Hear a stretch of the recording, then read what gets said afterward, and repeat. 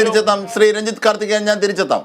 അതായത് ശ്രീ രാജേന്ദ്രൻ പന്തളം അദ്ദേഹം സൂചിപ്പിച്ചു എന്താണ് നയപ്രഖ്യാപന പ്രസംഗത്തിൽ, അല്ലെങ്കിൽ പ്രസിഡന്റ് രാഷ്ട്രപതി ഇരു സഭകളെ അഭിസംബോധന ചെയ്ത് സംസാരിച്ചതിൽ ഈ ബജറ്റിൻ്റെ ചില ലക്ഷണങ്ങളും സൂചികകളും ഉണ്ട് എന്നുള്ളതാണ്.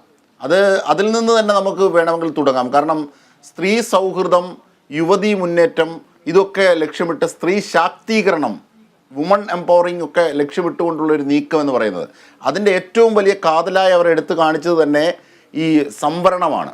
അതായത് സ്ത്രീ സംവരണം, അധികാര പങ്കാളിത്തത്തിലുള്ള സ്ത്രീ സംവരണത്തെ സംബന്ധിച്ച് അത് തന്നെ ഒരു ഗിമ്മിക്കാണ്. കാരണം ഈ ബില്ല് ഒരിക്കലും നടപ്പാകാനാകാത്ത വിധമുള്ള തടസ്സങ്ങൾ അതിന്മേൽ തന്നെ രൂപപ്പെട്ടിരിക്കുന്നു എന്ന വലിയ വിമർശനമുണ്ട്. അതൊക്കെ ഉയർത്തിക്കാട്ടിക്കൊണ്ട് പല ഇടതുപക്ഷ സംഘടനകളും മുമ്പോട്ട് വന്നു. എങ്ങനെയാണ് ഈ ബില്ല് ഇത് തടസ്സപ്പെടുത്തുന്നത്, വനിതാ സംവരണ ബില്ല് എങ്ങനെയാണ് തടസ്സപ്പെടുത്തുന്നത് എന്നൊക്കെ പറഞ്ഞുകൊണ്ട്. അപ്പോൾ ഇത്തരത്തിലുള്ള പൊടിക്കൈകൾക്കപ്പുറത്തേക്ക് എന്ത് കാതലായ ഇടപെടൽ എന്ന് പറഞ്ഞാൽ ഇവിടെ മേരി ജോർജ് സൂചിപ്പിച്ചു. കാരണം എന്താണ് ഈ രാജ്യത്തിന് ഇപ്പോൾ ആവശ്യം? ഒന്ന്, ഭക്ഷണവുമായി ബന്ധപ്പെട്ട കാര്യത്തിൽ ഉള്ള വിലക്കയറ്റത്തിൻ്റെ കാര്യത്തിൽ, കാർഷികോൽപ്പന്നങ്ങളുടെ കാര്യത്തിൽ ഒക്കെയും. പിന്നീട് ഏറ്റവും പ്രധാനപ്പെട്ട ഒന്ന് മേരി ടീച്ചർ പറഞ്ഞത് ഞാൻ അടയാളപ്പെടുത്തിയത് ഈ സബ്സിഡികളുടെ കാര്യമാണ്. ഈ സബ്സിഡി, ക്ഷേമ പെൻഷനൊക്കെ ഏതോ ഒരു കുറച്ചിലായി കാണുന്ന ഒരു രാഷ്ട്രീയ സമീപനമാണ് BJPക്കുള്ളത്, പ്രത്യേകിച്ച് മോദി അധികാരത്തിൽ വന്നതിന് ശേഷമുള്ളത്. പക്ഷേ അത് എക്കണോമിക്സിൻ്റെ മറ്റൊരു തലത്തിൽ ജനങ്ങളുടെ പർച്ചേസിങ് കപ്പാസിറ്റി കൂട്ടാൻ അവരിലേക്ക് പണം പമ്പ് ചെയ്യുന്ന ഒരു പ്രക്രിയയായി കാണുന്ന സാമ്പത്തിക വിദഗ്ധരുമുണ്ട്. അപ്പോൾ അതൊക്കെ നിരവധി വെല്ലുവിളികളായി അതിൻ്റെ മുന്നിൽ നിൽക്കുകയാണ് ശ്രീ രാജേന്ദ്രൻ പന്തളം. ഇവരൊക്കെ ഇക്കണോമിക്സിന്റെ ക്ലാസ് എടുക്കുന്ന ആൾക്കാരാണ്. ഞാൻ കേവലം ഒരു വിനയപൂർവ്വം സമ്മതിക്കുകയാണ്, ഞാൻ കേവലം ഒരു വിദ്യാർത്ഥി മാത്രമാണ്. ഞാനും അതെ. കാരണം സാമ്പത്തികത്തിന്റെ കാര്യത്തിൽ ഞാൻ പലപ്പോഴും സംശയങ്ങൾ തീർക്കുന്നത് തന്നെ മേരി ടീച്ചറോടൊക്കെ ചോദിച്ചിട്ടാണ്. വളരെ വിദ്യാർത്ഥി. ഞാനും ഈ മേരി ടീച്ചറെയും രഞ്ജിത്ത് കാർത്തികേയനെയും ഒക്കെ പലതവണ എക്സ്പേർട്ടുകളായിട്ട് വിളിച്ചിട്ട് ചോദ്യം ചോദിച്ചിട്ടുള്ള ആളാണ്. അതുകൊണ്ട് ഒരു വിദ്യാർത്ഥി മാത്രമാണ്. എനിക്ക് എക്കണോമിക്സിന്റെ കാര്യത്തിൽ അങ്ങനെയാണ്. അത് പ്രേക്ഷകർ സഹിച്ചോളൂ, പറഞ്ഞോളൂ. അതെ, തുറന്ന് സമ്മതിക്കാം. പക്ഷേ അതേ അവസരത്തിൽ തന്നെ ഞാന് ഒരു കർഷകൻ കൂടിയാണ്. ഈ കർഷകൻ എന്ന നിലയിൽ ഞാൻ ഉൽപ്പാദിപ്പിക്കുന്ന ഒരു വാഴക്കൊലയ്ക്ക് ഞാൻ വിൽക്കുമ്പോൾ കിട്ടുന്നത് കിലോയ്ക്ക് 15 രൂപയാണ്. അതേസമയം ഞാൻ വാങ്ങിക്കുമ്പോൾ ഞാൻ കൊടുക്കേണ്ടി വരുന്ന വില 60 മുതൽ 70 രൂപ വരെയും, ഓണം പോലുള്ള സീസൺ കാലത്ത് 100 രൂപ വരെയുമാണ്. അങ്ങനെ ഇടനിലക്കാരുടെ, ബ്രോക്കർമാരുടെ, മൊത്ത കച്ചവടക്കാരുടെ വൻതോതിലുള്ള തട്ടിപ്പ് നടത്തുന്നത് കൊണ്ടാണ് കാർഷിക മേഖല ഇത്ര നഷ്ടം നിറഞ്ഞതായിത്തീരുന്നത്. അതിനൊരു പരിഹാരം എന്നുള്ള നിലയിലാണ് ശ്രീ രഞ്ജിത്ത് കാർത്തികേയൻ കറക്റ്റായിട്ട് പറഞ്ഞതുപോലെ MS സ്വാമിനാഥന്റെ ഒക്കെ നിർദ്ദേശപ്രകാരം പല കാലങ്ങളായിട്ട് വന്ന നിർദ്ദേശങ്ങളെല്ലാം ചേർത്ത് സമഗ്രമായ ഒരു കാർഷിക ബിൽ അവതരിപ്പിച്ചത്. പക്ഷേ ഇടനിലക്കാരുടെ ലോബിയുടെയും ചില തീവ്രവാദികളുടെയും അതുപോലെ ചില രാഷ്ട്രീയ ശത്രുക്കളുടെയും ഒക്കെ ശക്തമായ സമരമുറകളെ തുടർന്ന് ശക്തനായ ഇച്ഛാശക്തിയുള്ള ഭരണാധികാരിയായ മോദിക്ക് പോലും അത് ഭരണത്തെടുക്കേണ്ടി വന്നു. അങ്ങനെയാണ് നമ്മുടെ ഇച്ഛാശക്തിയോടുകൂടി നടപ്പാക്കുന്ന നയങ്ങളെ എതിർക്കാനുള്ള വലിയൊരു രാഷ്ട്രീയ ലോബി ഇവിടെ ഉണ്ടെന്നുള്ള ഒരു സത്യം എനിക്ക് വ്യക്തമായിട്ട് ബോധ്യമായിട്ടുള്ള കാര്യമാണ്. അത് ഭരണത്ത് വെച്ചു. പക്ഷേ എങ്കിലും ഈ ബജറ്റിൽ എനിക്ക് തോന്നുന്നത് മേരി ടീച്ചർ പറഞ്ഞ 6000 രൂപ പ്രതിവർഷ സഹായധനം അതൊരു കുറഞ്ഞ തുകയാണെന്ന് ടീച്ചർ പറഞ്ഞു. പക്ഷേ കേരളത്തിലൂടെ വികസിത ഭാരത് യാത്ര കടന്നുപോയപ്പോൾ പലരും പറയുകയുണ്ടായി, അത് മറ്റു ചാനലുകളിലൊന്നും വന്നില്ല, ആകാശവാണിയിൽ കൂടി വന്നു, ഞങ്ങൾക്ക് ഈ കിട്ടുന്നത് നേരിട്ട് കിട്ടുന്നതാ, അവിടെ ഇടനിലക്കാരില്ല, ബാങ്ക് അക്കൗണ്ടിലേക്ക് വരിക, ഞങ്ങൾക്ക് ഇത് വലിയൊരു സഹായധനമാണ്. കർഷകന് കേരളത്തിൽ മരിക്കുന്നുണ്ടല്ലോ, ആത്മഹത്യ ചെയ്യുന്നുണ്ടല്ലോ, ആ ആത്മഹത്യയിൽ നിന്ന് അവരെ തടയാൻ ഇത് പര്യാപ്തമാണ്. ശരിക്കും ഒരു രാജേന്ദ്രൻ പന്തളം ഈ വിദ്യാർത്ഥി രാഷ്ട്രീയം പറയുകയാണ്.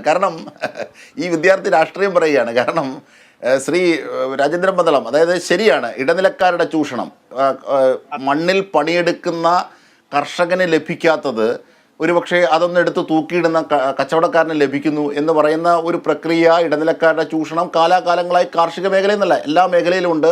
അത് വിയർപ്പിലും മണ്ണിലും പണിയെടുക്കുന്നവന് തിരിച്ചടിയാകുന്നു എന്നൊക്കെ ഉള്ളത് ശരിയാണ്, വസ്തുതയാണ്. പക്ഷേ അതിനെ മാത്രം കാട്ടിയിട്ട് ഈ താങ്കൾ അവതരിപ്പിച്ച ബില്ലും പ്രതിഷേധം വന്ന കാര്യങ്ങളെയും ഒക്കെ തീവ്രവാദികളുടെ തലയിൽ വെച്ച് തലയൂരാനാകരുത്.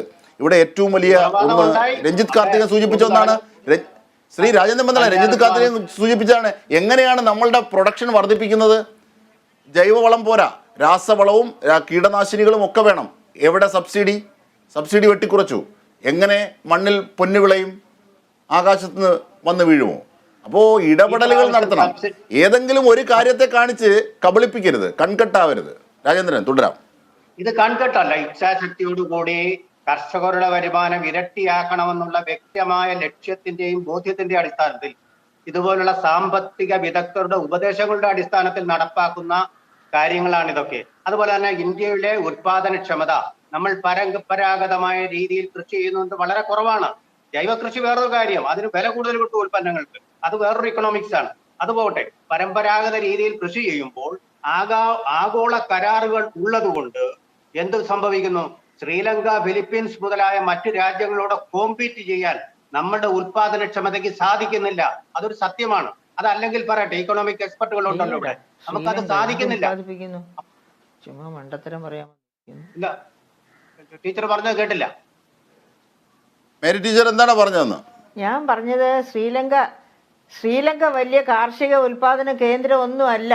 അവർ കണ്ടില്ലേ, കെമിക്കൽ ഫെർട്ടിലൈസേഴ്സ് ഇമ്പോർട്ട് ചെയ്യാൻ പറ്റാതിരുന്ന ആ കടക്കണിയുടെ സമയത്ത് കാർഷിക പ്രൊഡക്ടിവിറ്റിയൊക്കെ ഏറ്റവും കുത്തനേത്താണ്. പട്ടിണി കിടന്ന് ഒരുപാട് പേര് മരിച്ചു ശ്രീലങ്കയിൽ.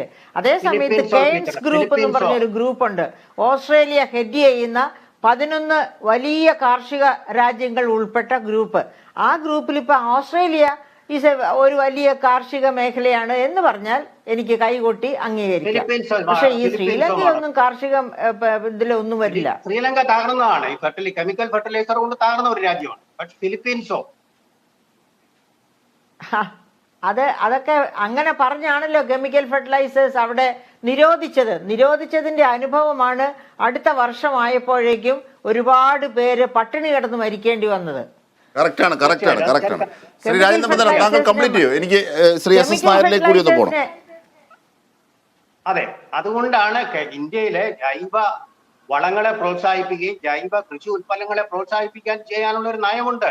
ഓർഗാനിക് ഫുഡ് എന്ന് പറഞ്ഞ അതിന് വളരെ വില കൂടുതൽ വേണം. ജൈവ കൃഷി വികസനം നടക്കുന്നുണ്ട് ഒരു ഭാഗത്ത്. അത് സഫീഷ്യന്റ് അല്ല, അത് അൺസയന്റിഫിക് ആണ്. ഈ ജൈവ കൃഷി എന്ന് പറയുന്നത് അതൊരു തരം തട്ടിപ്പാണ്. ജൈവ കൃഷി എങ്ങനെയാണ്? ഒരു ഏക്കറിൽ നിങ്ങൾ ഉണ്ടാക്കുന്നത് എത്ര ടണ്ണാണ്? അതുകൊണ്ട് എന്ത് ഗുണം? അതുകൊണ്ട് എന്ത് ഗുണം? അത് നമ്മളിപ്പോ വ്യായാമം ചെയ്യുമ്പോൾ ചിലപ്പോൾ യോഗയെന്നും അല്ലെങ്കിൽ മറ്റ് പല വിധത്തിലുമുള്ള വ്യായാമ രീതികളുണ്ട്. പക്ഷെ കലോറി കത്തണം എന്നതാണ് വ്യായാമത്തിന്റെ ലക്ഷ്യം. എന്ന് പറയുന്നത് പോലെ ഈ ജൈവ ഉൽപ്പന്നങ്ങളുടെ കാര്യത്തിൽ സഫീഷ്യൻ്റായി അതനുസരിച്ച് അത് നമുക്ക് പിന്നീട് ചർച്ച ചെയ്യാം. ശ്രീ രാജേന്ദ്രൻ, താങ്കൾ കംപ്ലീറ്റ് ചെയ്യൂ. ശാസ്ത്രീയമല്ല ഇന്ത്യയിലെ കൃഷി, അത് തന്നെയാണ് പറഞ്ഞത്. പരമ്പരാഗത രീതിയിലുള്ള കൃഷിയാണ്. ഉൽപാദനക്ഷമതയിൽ നമ്മൾ വളരെയധികം പിന്നോക്കമാണ്. അതേസമയം ജനസംഖ്യ നിരക്കിൽ വളരെ കുതിച്ചു കയർന്നുകൊണ്ട് ലോകത്തിലെ 1ാമത്തെ രാഷ്ട്രമായി മാറുകയും ചെയ്യുക.